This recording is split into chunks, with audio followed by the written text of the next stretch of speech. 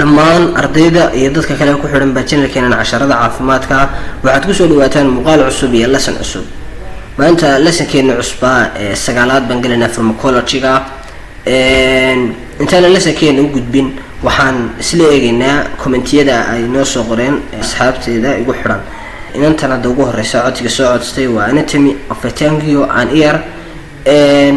inanta naadiya jaamacana waxay soo codsatay human anatomy of physiology. horta dhammaantiinba inta commentiga bixisay iyo intii daawatayba waxaan leeyahay aad iyo aad baad u mahadsantihiin, aad iyo aad baad u mahadsantihiin. anatomy and physiology waxaan kasoo dhignay sidaad ogsoontihiinba hal chapter oo ahaa integumentary system. systemyada kalena way noo dhiman yihiin. marka anatomy and physiology intaan markaa kala shalay markaa ayaan isiri in carabka kaliya iyo dhagaham ka soo akhriyo haddana duba suuqnado waxaan yiri bal sidii quruxda badneed aad ugu soo diyaarisay pharmacology-ga bal ugu soo diyaari anatomy and physiology-ga. marka intaasna bal waqtigeeda yara siinasaan anigoo dee aanan YouTube kaliya ku ekeenay hawlahayga kaliya shaqooyinkayga kalena fara badan yihiin iyo dee waxbarashadiina weli si dhamaan oo iminka si dhamaan oo ku jiro. pharmacology-ga waxaad iga soo codsateen muddo hore, marka iminka ayaan markaas pharmacology-ga soo habeeyay. marka hadda pharmacology-guna waa cashar iska diyaarsan oo aan soo diyaariyay. marka casharka aan soo diyaariyayna dee iminka waa soo daaya kaliya. marka anatomy of physiology-guna wuxuu u baahan yahay inaan sidaas oo kale usoo diyaariyo. marka please fadlan asxaabteeda waxaan ka codsanayaa marka inaad intay geer sugtaan oo casharka pharmacology-ga soo gelinayana aad markaa isaga barataan. waxaa kaloo committee-da mar walba waan akhriyaa.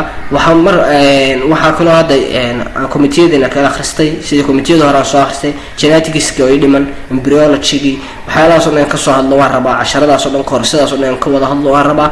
marka wax kastana waqti buu u baahan yahay la siiyo. marka waqtigaana marka ayaan idin ka codsanaya inaad siisaan.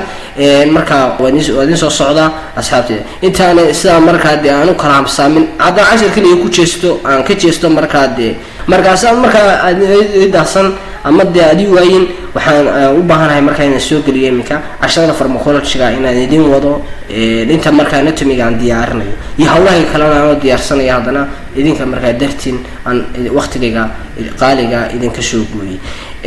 haddaan hal committee isla eegno soo qortay shuuriya.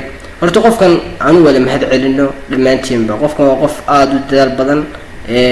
dadaalka wadana dee ilaahay la garab galo oo aqoonta hadday baranaysana ha ka dhigo ilaahay qofkii ku anfaca akhriyo adduunyaba iyo kuwa ku anfaca waalidiinteedana ha ka dhigo. ardayga waxaa su-aal baa jirta weydiiyey caruurta ka yar 8 sano maxaa loo siin kari lahaa dawada doxycycline-ta. sababta ugu weyn waxa weeye doxycycline-tu lama siin karo. waxay sababta ku tahay waxay sababtaa discoloration bay ku sababtaa ilkaha caruurta. marka dambana way kaba daadisaaba. su-aashaasi marka ardayda si wacan biga soo jawaabtay waana u saxsan tahay. halkaa ka wad baan ku leeyahay walaal. arday maanta waxaan baranaa wax loo yaqaano indomethacin 25 milligram oo iyaduna painkiller oo anti-inflammatory ah oo sida Regilfani. waxaan u noqonaysaa dawadeena tobnaad. magacyada halka ka arkaysaa sida artemisinin, NICID, Indocid waxaas waa magacyada brand name-ka marka iyaguna trade name-ka. dawada isticmaalaadkeeda waxaa loo isticmaalaa systematic treatment baa loo isticmaalaa of pain and inflammation-ka. waxaa loo isticmaalaa systemiska xanuunka ku yimaada iyo caabuqa ku yimaada. iyo waxaa kaloo isticmaalaa rheumatic disease. rheumatic disease-ku waxa weeye waa cudurka ay u yaqaanaan Soomaalidu rheumatism-ka ee ku dhaca joints-ka ku dhaca. gadkana xanuunka gadka loo yaqaana isaguna inta badan ku dhaca arthritis-ka waa inflammation ku yimaada joints-ka kaasoo markaas sababa barar iyo casaan qofku yeesho. inta badan wuxuu ku badan yahay suulasha meelaha lafaha suulasha ku jira ayuu inta badan ku badan yahay xanuunkan. haddaan dawadan isla eegno bal dosage-ka qiyaasta laga qaadan karo adult oo kale wuxuu ka qaadanaya 50 ilaa 150 milligram per day in 35 days baa loo kala qaybinaya. duration-ka waqtiga dawada socon waxay ku xirantahay hadba sida dawadu uga jawaab celiso clinical response-ka sida uga jawaab celiso. weight-ka tabletka iyo morning-ka iyo noonka iyo evening-ka sida jadwalka nooga muuqata. adultku markuu 25 milligram kliniku yahay hal ilaa laba ayuu ka qaadanaya saddexda waqti.